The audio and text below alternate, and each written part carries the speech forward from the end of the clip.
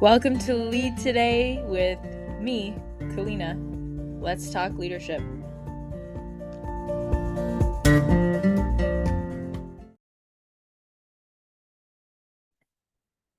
Hey everyone, good to be back. Today we head into the magical area of Europe, which I kind of toyed around with. Okay, do I do one episode per country, or let's make it a big smorgasbord of countries? And I think to me, the essence of Europe is this magical land where you can drive 3 hours and be in a completely different culture, language, architectural place. Like, it's just, that is the magic of Europe. And so I don't want to discredit any one country, but I do feel that, well, maybe we'll highlight a few and maybe we'll have to do another episode of more. But my experience of Europe has been one where, whether I stayed in one place for a longer amount of time, it's always been an allure to travel around. And I think many people that are North American do, I mean, even Europeans, right? They'll live in Poland, but they'll summer in Croatia, or they'll live in Switzerland and head down to Italy. The French go down to Ibiza and Spain. Like, people just, I feel it's always been a very migratory place. And, I could compare that to the US, where absolutely Americans, hands down, are moving state to state. I know so many Americans that will grow up in New York, but live in Florida, and then move to Delaware, and then be in California, and then move to Hawaii for a little bit, and then come back down to Texas, and then move back to New York. Like, it's just, people are also very migratory. And so when we do an episode on the US, we can touch upon that too. The difference is that the US is one country with a bunch of states, and each state is so unique. And to me, Europe is a bunch of countries that all together make this magical experience. I mean, there's so much more variability. Of course, the US with different landscapes, but Europe is just, each little, even town has this magical history. And if you listen to the last episode on Canada, you would have heard my rant about just appreciating history more than I used to, and the reverence I have for, well, the past, in a way that I guess when you don't have much of a past as a younger person, it's hard to understand why you would have reverence for something like that, why you would honor it when you don't have much of one yourself. But the more days I live and looking at what my past has been, and seeing that my family's past, and as people die, it's such a human life is so fleeting, and we hear it all the time. Make the most of your days, like, appreciate the time you have, all these kind of cliches, but they're so true. And it's almost painful, the degree with which we just wish away our time or don't maximize it. It's like painful to me. I've been thinking about this a lot, and maybe that's a whole other episode, but just about time. I've always been fascinated with time. And Europe is this portal where you can just be transported to a whole other century, to me, in an instant. I mean, you just go into a place that has this history, an old library, an old house. And it's like, I can feel like I'm in 1945 or 1867, or, it's just like, it's insane that we can transport that way just via the senses. And sometimes a place just feels old, and it feels like, man, a lot has happened here. That feeling didn't used to matter to me, but now it really does. And so it's an interesting thing how our viewpoints change across time and also places. And Europe is just overall this magnificent mix of old and new, of people that are living. You see people walking in the streets of Zagreb. I can just picture right now, in Croatia, like, my cousin, I can imagine him walking around in Zagreb, doing his day-to-day life, going to work, doing his thing. But then simultaneously think of 100, 150, 200 years ago, even 50 years ago, what was that environment? So different.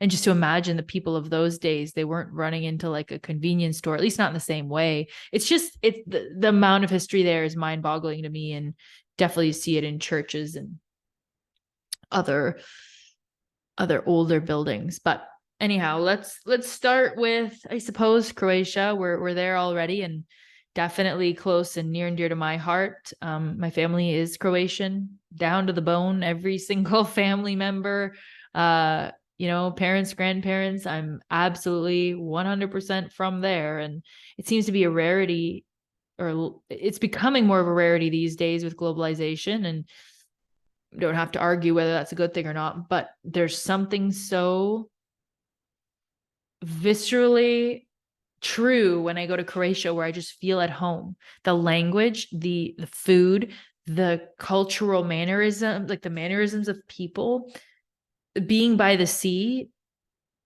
the forests, it feels like I'm home, even though I didn't grow up there. It feels like home. And that's such an interesting feeling when you haven't grown up in a place. I had a similar feeling in Brazil, oddly enough, which my family has no real affiliation with. So, what is home? And we could go into that whole discussion, but I'll just say the Croatian coast is huge for tourism. So if we're approaching this from a tourist perspective, there's just no question in my mind. You'll have amazing food. Tourism is a huge industry on the coast. So you'll be well taken care of. People are friendly. They absolutely appreciate tourism. It's not a place where they don't want tourists, or some people are bothered by them, sure, because it busies up their town, their small town along the coast. But for the most part, you'll deal with happy, welcoming people that want you around because you're bringing them their livelihood. And so they absolutely appreciate it.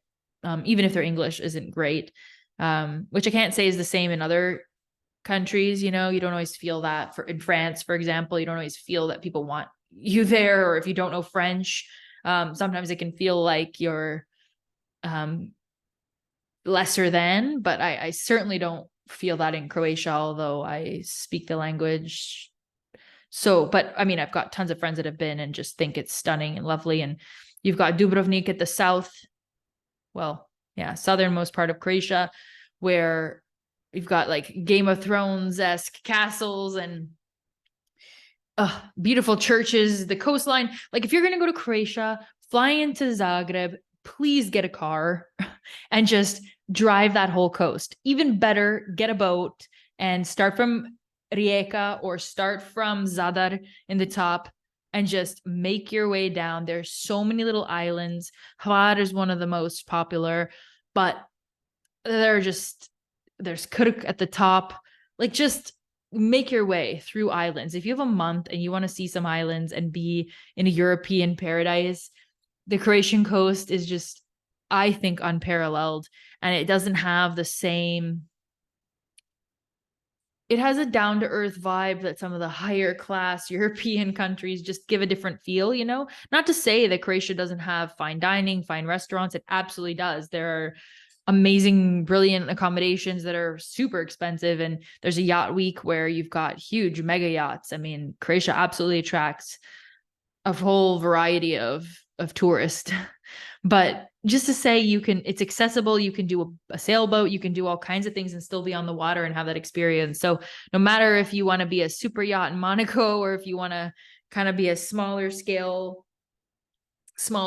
ship, Croatia is just for you. I could rave about it all day. Even Zagreb is worthwhile. It's the capital, so you have a big city, but the history there is fascinating. It's a different feel from the coast, right? But I think it's worthwhile. There's something, fascinating about the major cities of Europe because they haven't become prey to the same capitalist or maybe architectural tendencies to build sweeping skyscrapers. They have maintained and preserved the city center. The church and the town square has been preserved in many, not just Croatia, but in Zurich, in many Italian towns. Milan is pretty built up, so is Rome. But of course, you've got the Vatican, so that's been preserved. And it's not about the religious component necessarily. It's about what I was saying in the previous episode about Toronto and how the CN Tower was the focal point somehow. And Toronto was known for the CN Tower and the Sky Dome. And it was this thing that you could count on and rely upon. And now every time you go, It's different. And there's something powerful about things remaining the same across generations, whether it's the landscape, the traditions, the words we use, the expressions, the holidays we celebrate. There's something to us retaining things that have stood the test of time, which maybe I sound, like I'm out to lunch, but there's something to it. Today I was in, it was my grandmother's 1-month mass. She passed away, and that's exceptionally hard in and of itself. But when I was hearing the priest pray, I just thought to myself, first of all, my grandmother taught me how to pray in Croatian, the rosary. And he was saying the Lord's Prayer, and this priest was saying it. And he sounds he sounds nothing like my grandmother, let me tell you. But he was praying it, and I started to cry. I could not contain myself, because him saying these words put me back in touch with being, 4 years old, and my grandmother saying those words. And I mean, again, he didn't sound like her, but I could close my eyes and hear her. And then I thought, okay, maybe it's just because I'm thinking of her, but it almost felt like I could connect to just how many people around the world, well, maybe not in Croatian, but even just in Croatia, how many people year over year over year over year, church over church, like generation over generation, are saying these same words. There's a power to that. It's not nothing. It's not lost. It's not some new made up song or new made up lyric. It's this thing that has stood the test of time. And you can argue whether or not the church or religion is good. You can argue that all day long, but I'm not even here to talk about that. I'm here to talk about the value. Well, I'm here to talk about travel, but what I've noticed within travel is the value of a place retaining its unique character and tradition. And Europe has done just that. Not fully, not 100%. No place will stay the same forever. That's the nature of life, is things change. But in terms of architecture, in terms of tradition, preserving landscapes and not bringing in skyscrapers, which, okay, there's nothing inherently wrong with a skyscraper, but it does change the fabric of a place. To see 13 condos that are all 50 stories plus high, it's a different feeling. I'd invite you to consider, I felt this so strongly, flying into New York. Okay. When you fly in and you just look out the window and you see the landscape, you get this buzzing feeling, it's energizing. It's electric. When I would fly into Zurich, it felt calming. It felt so different. It felt like almost relief. This shoulders down sensation that, I mean, there's an energy of a place. There's sort of a culture and an ethos that characterizes every place in my mind. And yeah, Europe has done just this amazing job of, yes, technologically advancing, but just retaining the most beautiful parts of its history in a lot of ways. Again, not perfect, and Croatia, you'll definitely feel just that. I mean, you'll be in present times, but you'll be steeped in a history of a place absolutely fraught with war, conflict, lots of death, pain, suffering. And yet the landscapes are pristine. It's like this paradise of a place, but it was so war torn in my lifetime, pretty much, like it's not ancient history. And it's so easy to forget when things have passed. I mean, it's easy to forget what's happened last year or what you ate for lunch last week. So anyway, I've digressed substantially. Maybe this will have to be a podcast just about Croatia, because there's no way I can do it all in a reasonable time frame. Croatia feels like home for me. Croatia has burek and strudel. You know what I had to realize? It was so funny. I didn't realize this until being in Austria. Croatian food I knew it was influenced with Italian food. Obviously, Croatia and Italy are close. And so as you get closer, like if you're in Pula is the only city outside of Italy that has a Colosseum. There's, you've got the Roman Empire. You also have the Austro-Hungarian Empire. So like Austria and Hungary and the Italian kind of lines merged and shifted over time. And So you see it. I never consciously realized it until I was in Austria and I saw this dish and I thought, what? Why are they eating, knedli? And it's like, well, they call it knödel. Just little things like that where it's like, whoa, this is way more similar than I thought. And so Croatian food is influenced by Austrian. We have schnitzel. We're big on schnitzel, especially kind of outside, like not at the coast as much, but more like in near Zagreb and where you get closer to inland. Schnitzel's big. These meat and potato kind of goulash are big, which is, I grew up Croatian, so I thought this was Croatian food because that's what we ate. But really, you feel the strong influence of Hungary, of Austria, of Italy, and I'm sure many other cultures. And you feel it, like Dubrovnik has a different feel because you've got like Bosnia Herzegovina, and you get into like there's more Muslim influence, whereas Croatia is very Catholic. And that religious influence does make a difference. Bosnia Herzegovina has about 50% Croatians, which are predominantly Catholic. So you have this interesting mix in Bosnia of Catholic and Muslim, and that's an interesting mix. And the religious and political landscape with these divides, if you have Serbia, which is more Orthodox, like Serbian Orthodox or Eastern, like Orthodox. And that even makes a change. The Croatian alphabet is similar to English with some accents in there, but Serbians have a Cyrillic alphabet. And so it looks more like Russian. And there's this kind of East-West. Yugoslavia was this like East-West divide in this tiny place comparatively. I mean, if you look at Russia and you look at the size of Europe, but Yugoslavia was really this kind of, like melting pot of all of it in this little region by the sea. And what a strong people. I think the culture, you've got women and men that are it's like a strong, stoic demeanor a lot of times. A very, I think, friendly, but there's this kind of other mentality, just like everywhere else in the world. What selo, what village or town are you from? But that's everywhere. I felt that in Switzerland. I feel that here in Canada and everywhere, right? People feel more comfortable with things that are similar to them. And that part of the world is no different. And you really feel it because you drive a couple hours and you're in Serbia. You drive a couple hours, you're in Bosnia. Like they're very close together. It's not the difference between Russia and France, where like they're worlds apart geographically, comparatively.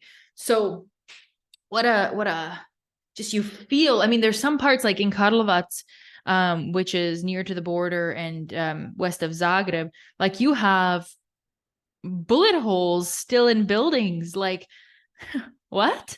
Buildings legitimately have holes from bullets. Today, you could go there today and see that. It's just surreal. That the remnants of war are still there. And so not only are they still in buildings, but those remnants are still in people's hearts, even unconsciously, like this character of being prepared, being skeptical, being tough, is something that's passed down generation to generation because of the history, because of this devastation that was there. And I mean, I'm speaking as an outsider in a lot of ways because I didn't grow up in that. I don't have that. I mean, I have whatever remnants of that I have because my grandparents and my parents were there and then raised me. So I have the remnants of that, even if I wasn't born there. And I see the difference. I see the difference in the characters of my cousins who grew up there versus my cousins and myself who grew up here. There's a different view to life. There's a lot more skepticism, negativity, distrust, which I can see how even people here in my culture have picked up because of what they went through. It's not for nothing. And so I think culturally, when you see someone's culture and it's not like yours and you wonder what made them that way, whatever their culture is, you're like, why are they like that? There's a storied history to this. I mean, I don't know, maybe I'm just keep beating the drum of the same point, but I can't emphasize enough how everybody has a reason for the way they are. And yeah, Croatia is no different. So anyhow, I feel like keep going under these philosophical discussions, and it's not necessarily my intention, but you'll feel that if you're in Croatia, you'll feel the history, you'll feel that tension somehow. It's not dangerous, like you won't feel any of that. It's a very fun place, but I think if you look below the surface, you can see a history of war and turmoil that was there, and now it's a beautiful sunny beach destination where people don't have to worry about anything, and they're on the beach and they eat and they drink, and there's lots of great food, and of course natural beauty. But there's this history below the surface that I think gives it a whole other dimension. Plitvice, very nice. So if you fly into Zagreb and you are driving down to the coast to then maybe pick up your boat and sail down the Adriatic, Plitvice are very nice. There are these waterfalls. It's like an absolute marvel. Just they're stunning, and it's always busy with lots of tourists, but it's worth the visit because it's just stunning waterfalls. So that's a nice thing in between. You have a couple of hiking trails for sure. So if you like hiking, there's lots of kind of nature in between Zagreb and the coast, let's say Zadar, or if you want to go up all the way to Pula and then work your way from the very top down, lots of beautiful nature and hiking trails to see. And then, as I said, with all of Europe, I suppose, you've got beautiful little towns, that you might just want to stop in and see someone that'll sell you a cake or a pastry of some sort and just see how the real people live, see what it's like in a true Croatian village. And I would advise that for any place you travel, go and see how the people live. Don't, if you don't have much time or you're really dead set on the tourist spots, great. But I've gotten the sense of the true soul of a place, the nature of a place by going into small towns and just seeing what the day-to-day of the people who live there is. So that's my biggest recommendation everywhere when it comes to travel. Go see the people. Go see the people of the place and maybe even chat with them if you can. And you don't even have to go far, because if you're staying somewhere or eating somewhere, you can just ask. And a lot of people don't, but it'll give you a pulse on what the place is really about, what people are worried about, what the concerns are, what the great things are, what they love. It'll just give you a whole other layer as well. So history is a layer, of course, food and just seeing the landscape of a place will give you something, but then the people and those conversations and that next layer you get. So it's sort of, I see it as these layers of understanding of a place. There's the energy of the place, the physicality, like the landscape, you have the food, and culture. So traditions, the religion kind of comes in there and shows what is their spiritual approach or grounding. How does that influence the structure of their towns or the demeanor of their people? What is the place the government? What's the political situation, past to present, and how is that colored the way that they see the world and operate? Oh, so many things to note.